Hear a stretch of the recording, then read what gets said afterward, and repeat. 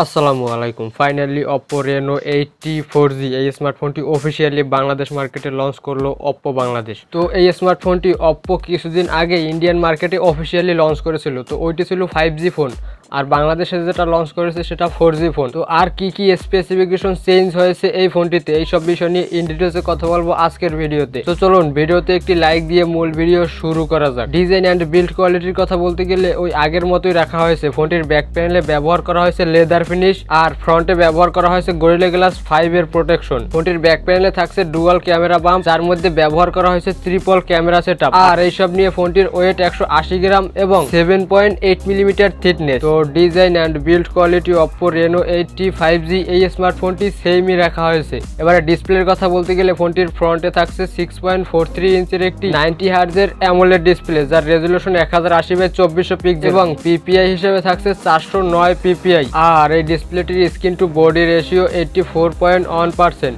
তো দাম বিবেচনায় এই ডিসপ্লেটি আমার কাছে বেশ ভালোই মনে হয়েছে। আর এই ডিসপ্লেটির ব্রাইটনেস নিয়ে বলতে গেলে এই জায়গায় থাকছে 800 নিটসের পিক ব্রাইটনেস। আর এই 800 নিটসের পিক ব্রাইটনেস হওয়ায় আউটডোরে তেমন কোনো প্যারাই খেতে হবে না এই ডিসপ্লেটির ব্রাইটনেস নিয়ে। এবার এই স্মার্টফোনটির ক্যামেরা নিয়ে বলতে গেলে আপনারা তো অবশ্যই জানেন অপ্পোর ফোনগুলোতে কিছুটা ক্যামেরার দিকে বেশি ফোকাস করা হয়।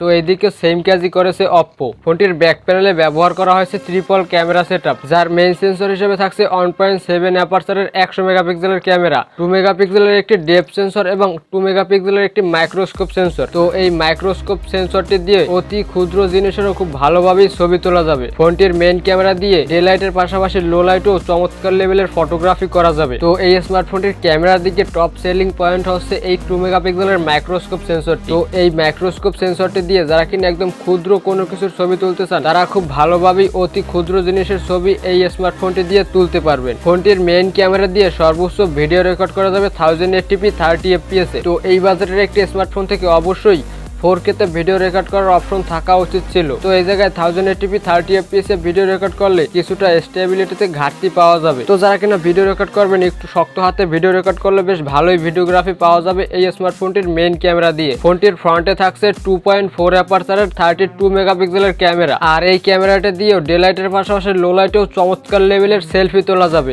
আর Oppo ফোনের ক্যামেরা অ্যাপের মধ্যে যে সকল ফিচার্স থাকে like portrait mode, panorama mode, সবগুলো ফিচার্সই অ্যাভেলেবেল থাকছে এই স্মার্টফোনটির ক্যামেরা অ্যাপের মধ্যে। আর ফোনটির সেলফি ক্যামেরা দিয়ে সর্বোচ্চ ভিডিও রেকর্ড করা যাবে 1080p 30 fps এ। এবার এই স্মার্টফোনটির পারফরমেন্স নিয়ে বলতে গেলে এই স্মার্টফোনটিতে পারফরমেন্সে কিছুটা চেঞ্জেস নিয়ে আসা হয়েছে। ফোনটির আউট অফ দ্য বক্স থাকছে Android 13 বেসড অন ColorOS 13। আর এই স্মার্টফোনটিতে চিপসেট হিসেবে থাকছে MediaTek Helio G99, যেটা কিনা 6 nanometer ফ্যাব্রিকেশনে তৈরি করা অক্টাকোর প্রসেসর। আর এই প্রসেসরটির clock speed 2.2 GHz Cortex A76 এবং জিপিইউ হিসেবে থাকছে Mali G57 MC2।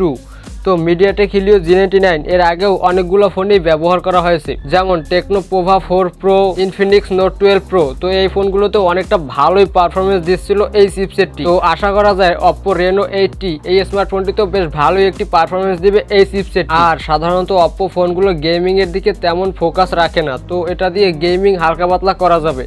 আর যারা কিনা বেসিক ইউজ করবেন তাদেরকে বেশ ভালোই একটি রেজাল্ট দিবে এই স্মার্টফোনটি, like social media browsing, OTT প্ল্যাটফর্মে মুভি স্ট্রিমিং করা, এছাড়া ব্যাংকিং অ্যাপ্লিকেশন খুব ইজিলি রান করা যাবে কোনো প্রকার সমস্যা ছাড়াই। আর যেহেতু এ জায়গায় 6 ন্যানোমিটারের প্রসেসর থাকছে সেহেতু বেশ ভালোই একটি আউটপুট পাওয়া যাবে এই স্মার্টফোনটি থেকে। এই স্মার্টফোনটি থাকছে একটি ভেরিয়েন্টই 8GB র্যাম ও 128GB স্টোরেজ। আর এই স্মার্টফোনটির স্টোরেজ টাইপ UFS 2.2। এই ফোনটির দাম বাংলাদেশ মার্কেটে রাখা হয়েছে 32,000 টাকা। তো এই দামে কিছুটা ওভার প্রাইসটি মনে হয় আমার কাছে, কারণ এর আগে টেকনো পোভা 4 Pro এই ফোনটিতেও সেম প্রসেসর ব্যবহার করা হয়েছিল। তো ওই ফোনটির দাম 27 থেকে 28,000 টাকার মতো রাখা হয়েছিল। তো এই জায়গায় কিছুটা ওভার প্রাইসড মনে হয় আমার কাছে এই ফোনটি। আপনাদের কাছে কি মনে হয় অবশ্যই কমেন্ট সেকশনে জানাবেন। এই স্মার্টফোনটির ব্যাটারি নিয়ে বলতে গেলে ফোনটি যথেষ্ট পাতলা হওয়া সত্ত্বেও ফোনটিতে ব্যবহার করা হয়েছে 5000 mAh এর একটি হিউজ ব্যাটারি। তো যারা কিনা হেভি ইউজ করবেন তারা অনায়াসে একদিনের কাছাকাছি ব্যাটারি ব্যাকআপ ইজিলি পেয়ে যাবেন, যেহেতু এই জায়গায় ব্যবহার করা হয়েছে 6 ন্যানোমিটারের প্রসেসর। আর যারা কিনা একদম নর্মাল ইউজ করবেন অথবা বেসিক ইউজ করবেন তারা 2 দিনের কাছাকাছি ব্যাটারি ব্যাকআপ ইজিলি পেয়ে যাবেন এই স্মার্টফোনটি থেকে। আর এই ব্যাটারিকে চার্জ করার জন্য থাকছে 33 ওয়াটের একটি ফাস্ট চার্জার। এই চার্জারটি দিয়ে ফোনটি ফুল চার্জ করতে অ্যারাউন্ড 1 ঘন্টার কাছাকাছি সময় লাগবে। এবারে এই স্মার্টফোনটির কানেক্টিভিটির কথা বলতে গেলে ফোনটিতে থাকছে wifi dual band, Bluetooth 5.3, GPS, NFC এবং ইউএসবি টাইপ সি পোর্ট। আর এই স্মার্টফোনটির সিকিউরিটির কথা বলতে গেলে ফোনটিতে ব্যবহার করা হয়েছে ইন ডিসপ্লে ফিঙ্গারপ্রিন্ট সেন্সর, যেটা দাম বিবেচনায় যথেষ্ট ফাস্ট অ্যান্ড একুরেটি বলবো আমি।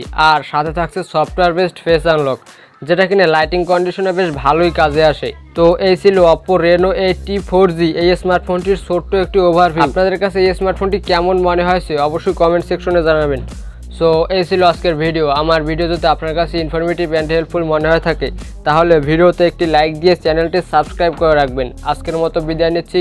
টিল দেন, আল্লাহ হাফেজ।